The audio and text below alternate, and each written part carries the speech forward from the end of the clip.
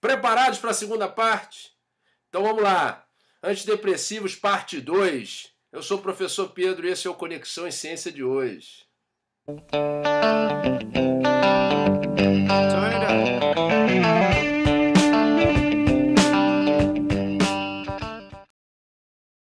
Nós temos as classes dos antidepressivos e coisa importante que a gente tem que lembrar. Existe antidepressivo ideal? Não. O paciente vai se adequar à melhor droga que ele vai responder. Ele vai responder a uma determinada droga que para ele é boa. Para um outro paciente pode não ser. Então não existe um antidepressivo ideal. Tá? Cada paciente vai se adequar da melhor forma possível, na melhor dose, a uma determinada droga de uma determinada classe. Os inibidores seletivos da recaptação de serotonina, que tem o Prozac, que é a fluoxetina, o grupo mais batido e mais conhecido, talvez, do pessoal que seja mais leigo ou do pessoal que está começando a estudar farmacologia. Esses inibidores, eles vão inibir seletivamente a recaptação de serotonina, então vão inibir o SERT. Tá? E isso é importante porque, diminuindo a recaptação, eu tenho um aumento da neurotransmissão. Tá? O que é importante saber dessas drogas? Que elas são bem toleradas, que elas têm pouco efeitos adversos. O efeito adverso mais característico delas é a alteração da libido sexual. Ponto. Uma vez que haja possível associação entre os inibidores seletivos da recaptação de serotonina e os inibidores da monoaminoxidase, os IMAO, se eu associar essas duas drogas, eu posso gerar um aumento considerável da liberação de serotonina e uma crise serotoninérgica. Aí é mais perigoso, é arriscado, hipertermia, mioclonia, rigidez muscular, confusão mental, quer dizer, é uma crise que provoca risco de vida ao indivíduo e não se deve associar essas duas classes. Uma outra classe importante são os antidepressivos tricíclicos. Também foram uma das primeiras drogas a serem... primeiro grupos de antidepressivos a serem comercializados, a imipramina, o protótipo dessa classe. Os tricíclicos, eles são tão eficazes quanto os inibidores seletivos da recaptação de serotonina, só que eles inibem a recaptação de serotonina e a recaptação de noradrenalina. Tá? Então vai haver um aumento da liberação de serotonina e um aumento da neurotransmissão noradrenérgica. Qual a grande importância que tem que ser lembrada em relação aos tricíclicos? Os tricíclicos, eles provocam muitos efeitos adversos. Por quê? Porque eles atuam, por exemplo, eles fazem efeitos adversos similares ao da quinidina, que é um antiarrítmico, que atua sobre o canal de sódio. Eles vão fazer isso no coração. No coração, como efeito adverso, eles vão provocar um bloqueio atrioventricular de primeiro grau e possivelmente bloqueio de ramo. Os tricíclicos, eles são antagonistas muscarínicos. Como antagonista muscarínico, ele pode fazer visão turva, retenção urinária, constipação intestinal, entre outros efeitos, taquicardia. Os tricíclicos também são antagonistas estaminérgicos 1. Então, vão provocar ganho de peso, sedação. Os tricíclicos também são antagonistas alfa-adrenérgicos 1. E aí eles vão provocar hipotensão ortostática, enfim, e outros efeitos adversos, um bloqueio de alfa-1. Então é importante que os tricíclicos são o grupo que tem mais efeitos adversos. Isso é importante lembrar. Os inibidores da recaptação de noradrenalina e serotonina, que é a duloxetina e a venlafaxina, são uma classe, seriam os antidepressivos tricíclicos modernos. Eles vão inibir a recaptação das duas monoaminas, só que com muito menos efeitos adversos que os tricíclicos. Os inibidores da MAO, que são os inibidores da monoaminoxidase, são importantíssimos, também são uma das primeiras classes utilizadas e são úteis no tratamento da depressão, provocam efeitos adversos, principalmente quando o indivíduo que faz uso de MAO se alimenta com alimentos ricos em tiramina, porque a tiramina é um agonista adrenérgico indireto. Tá? E onde é que tem alimento contendo tiramina? Frutos do mar, vinho, queijos, carnes maturadas. Então, se o cara vai num queijos e vinhos e está fazendo uso de inibidores da monoaminoxidase, há o risco de uma crise hipertensiva nesse indivíduo. E há os outros grupos, o antagonista serotoninérgico H2, nefazodona e trazodona. A trazodona é excelente nos idosos. Tá? e provoca sedação, e o tetracíclicos e unicíclicos, bupropiona. Qual é a coisa que vocês têm que lembrar em relação à bupropiona? Ela diminui o limiar convulsivo, então indivíduos que sejam epiléticos não podem fazer uso de bupropiona por o risco de desenvolverem convulsão. Tá certo? Aqui as principais drogas, mais conhecidas comercialmente.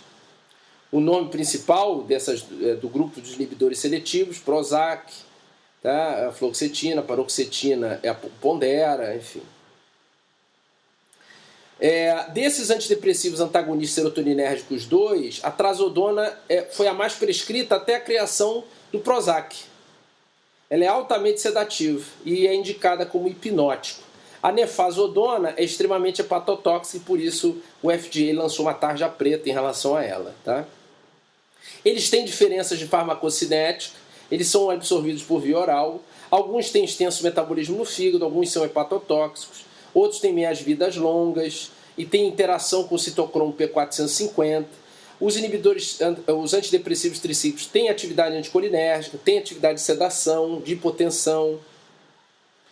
E isso é característico, por exemplo, a amitriptilina, que é um antidepressivo tricíclico, vocês podem notar, ó, nessa tabelinha aqui, ela tem alta ação sedativa, ação antimuscarínica, bloqueia tanto serotonina quanto noradrenalina. Então esse quadro é um quadro interessantíssimo. Por exemplo, a fluoxetina, que é um inibidor da recaptação seletiva de serotonina. Ó. Baixíssima ação sedativa, baixa ação antimuscarínica, mas alto bloqueio da recaptação de serotonina. E quase nada ou nada da recaptação de noradrenalina. Quer dizer, ele é muito seletivo. E assim vai.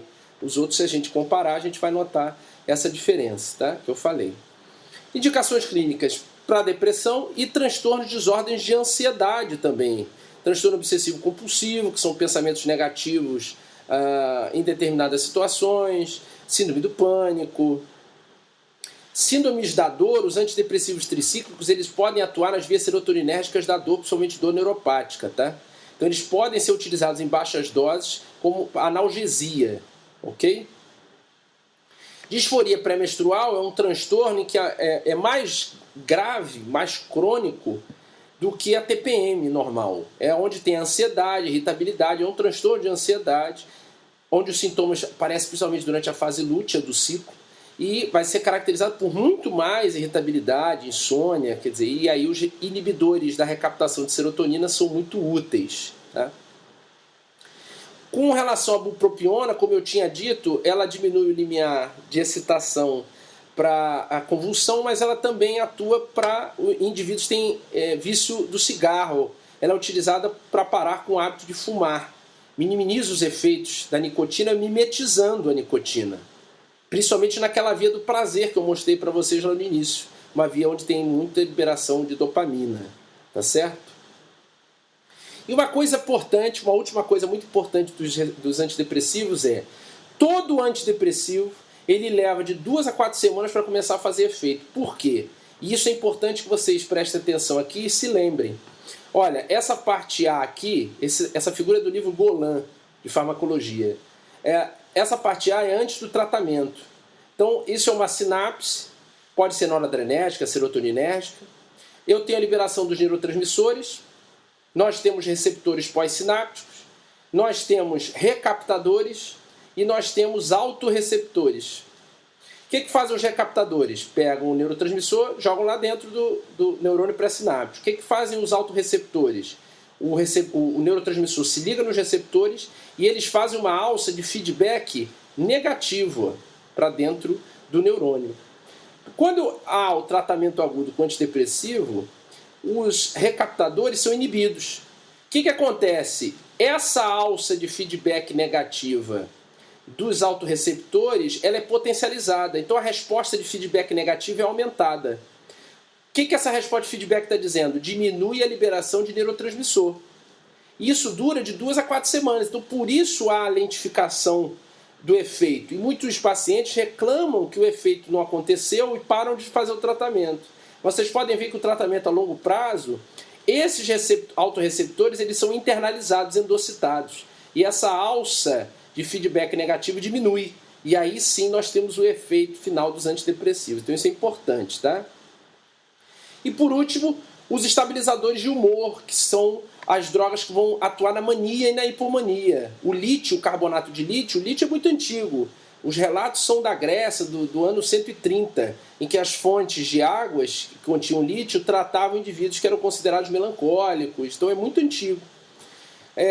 O carbolítio, litiocaio e carbonato de lítio, comprimidos de 300 mg. As principais indicações são no transtorno bipolar, na fase maníaca do transtorno bipolar. Qual é o mecanismo de ação do lítio? Até hoje não se sabe ao certo. O que a gente sabe?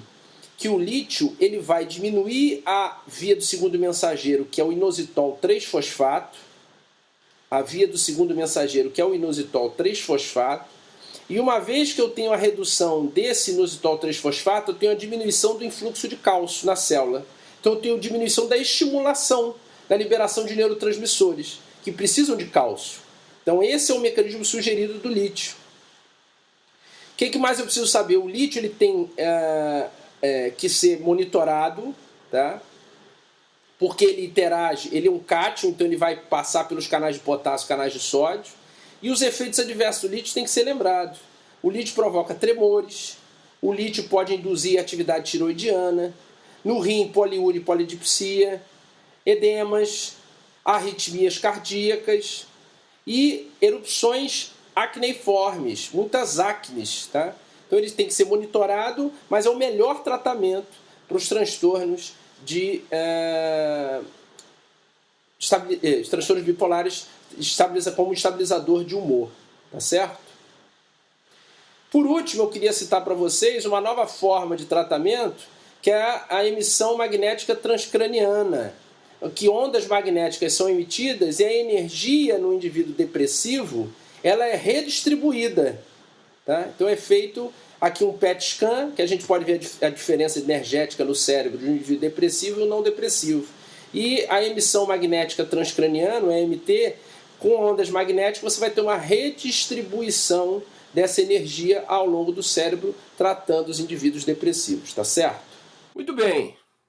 Ficou alguma dúvida, alguma dívida? Já sabem, como de costume, que vocês podem se inscrever no canal, mandar dúvidas para mim. Os meus amados alunos do 5º período da Medicina da Unirio, se vocês tiverem alguma dúvida, a gente já teve essa aula de antidepressivos, se ficou alguma dúvida da aula, se ficou alguma dúvida agora nessa aula aqui no canal, manda as perguntas para a gente, tira as dúvidas, se inscrevam de novo no canal, como eu já tinha dito.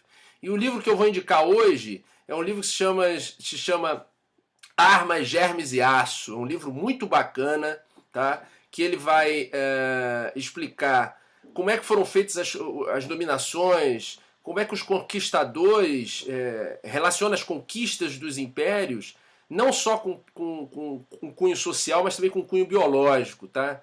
Então é interessantíssimo o livro, vocês podem ler, e eu vou colocar aqui, ó, como vocês estão vendo, ele está aqui. E é isso, se tiverem dúvidas, mandem perguntas, acessem o canal, e ó, beijo do magro, até a próxima.